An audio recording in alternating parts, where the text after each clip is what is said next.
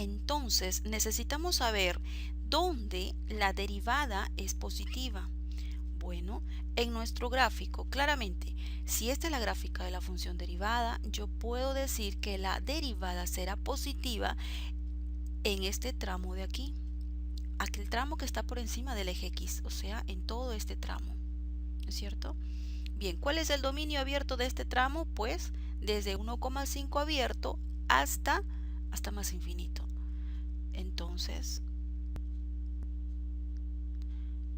se estaría diciendo que del gráfico la función derivada es mayor a 0 para los valores x que están de 1,5 a más infinito. Con la teoría podemos decir entonces que la función es creciente donde en este intervalo.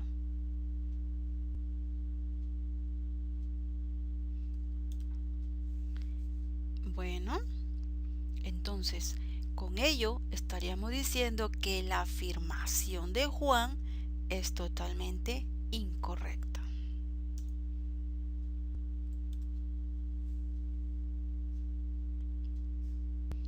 ¿Qué afirmó el estudiante Raúl?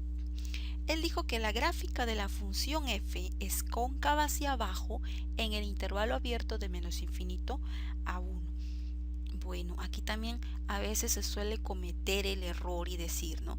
Yo observo que la gráfica, pues en todo este tramo es cóncava hacia abajo y ese tramo comprende el intervalo desde menos infinito hasta 1 abierto y por tanto la afirmación es correcta. Nuevamente caemos en el error de analizar a la gráfica como si fuera la función f. Recordar que es la gráfica de la función derivada. Entonces vamos a analizar de la manera correcta. Tenemos que recordar la teoría relacionada a la función cóncava, que dice, a ver, si la derivada de la función es decreciente en un intervalo abierto, entonces se puede concluir que la función es cóncava hacia abajo en ese intervalo. Entonces necesitamos saber dónde la derivada de la función es decreciente. Bueno, observando en el gráfico, aquí tengo la gráfica de f' y yo noto que la función f' es decreciente en este tramo. Este tramo cuyo dominio abierto es desde 0 hasta 1 abierto. Es decir, que del gráfico se observa que f' es decreciente en el intervalo 0,1. Entonces, por la teoría que acabo de mencionarles, se concluye que la función f viene a ser cóncava hacia abajo en este intervalo donde la derivada es decreciente.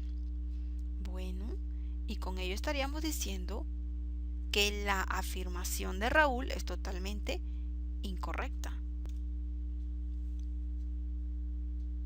Bueno, y con esto se termina el análisis a las afirmaciones de estos tres estudiantes.